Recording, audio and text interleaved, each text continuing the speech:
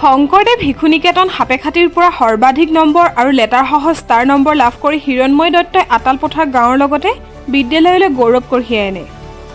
কালি high school শিক্ষান্ত পৰীক্ষাৰ ফলাফল ঘোষণা কৰা হ'ল। শংকৰদেৱ শিশু নিকেতন সাপেখাতিত অধ্যয়নৰত আতালপথাৰ গাঁৱৰ নিবাসী চেতন দত্ত আৰু জাহ্নৱী দত্তৰ সুযোগ্য সন্তান হিৰণময় দত্তই হাইস্কুল শিক্ষান্ত পৰীক্ষাত বিদ্যালয়খনৰ ভিতৰতে সৰ্বাধিক নম্বৰ লাভ কৰি বিদ্যালয়ৰ লগতে আতালপথাৰ গাঁৱলৈ গৌৰৱ কঢ়িয়াই আনে। হিৰণময় দত্তই অসমীয়া, গণিত, বিজ্ঞান আৰু হিন্দী বিষয়ত লেটাৰ লাভ কৰি ষ্টাৰ নম্বৰসহ বিদ্যালয়ৰ ভিতৰতে সৰ্বাধিক নম্বৰ লাভ কৰে।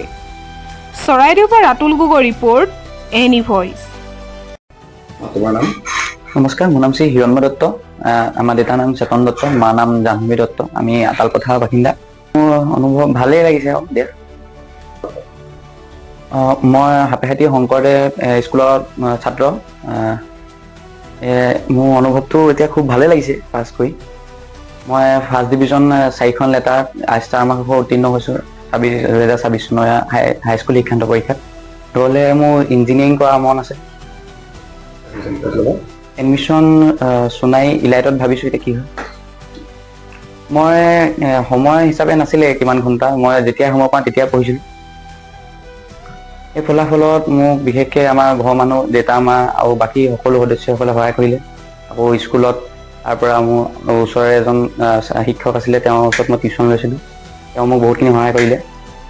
আকৌ মোবাইলৰ পৰা মই বহুতখিনি সহায় পালোঁ।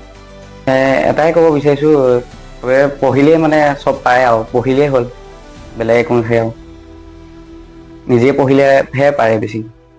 মই আজি বিশেষকৈ আমাৰ নিকেতনৰ প্ৰধান আচাৰ্যকে প্ৰমুখ্য কৰি সকলো আচাৰ্যাক মোৰ ফালৰ পৰা ধন্যবাদ জ্ঞাপন কৰিছোঁ। তেওঁলোকৰ অশেষ প্ৰচেষ্টাৰ ফলতে আজি মই এই উত্তীৰ্ণ হ'বলৈ সক্ষম হৈছোঁ। ধন্যবাদ জ্ঞাপন কৰিছোঁ যে আজি আপুনি আহি আমাৰ মাজত উপস্থিত হ'লি।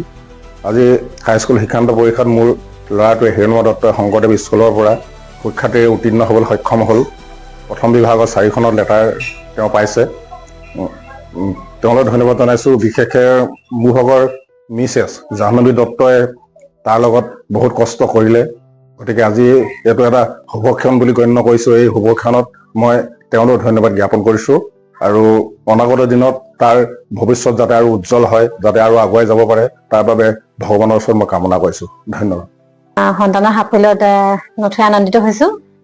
এই ক্ষেত্ৰত তেওঁলোকৰ বিদ্যালয়ৰ আচাৰ্যসকলেও বহুত সহায় সহযোগিতা কৰিলে। লগতে আমাৰ ওচৰৰে কি বুলি কয় লক্ষ্য ছাৰ, তেওঁ বহুত সহায় কৰিলে। স্কুল খোলা সময়ত ইমান পঢ়িবলৈ নাপাইছিলে বাৰু, কিন্তু স্কুল যেতিয়াবা বন্ধ পাইছে তেতিয়া কিন্তু বহুত কষ্ট কৰিছিলে। সি ৰাতি 2টা-3টালৈকে কেতিয়াবা পঢ়ি দিয়ে। তাক মানে পঢ়িবলৈ ক'ব নালাগে, নিজে পঢ়ে।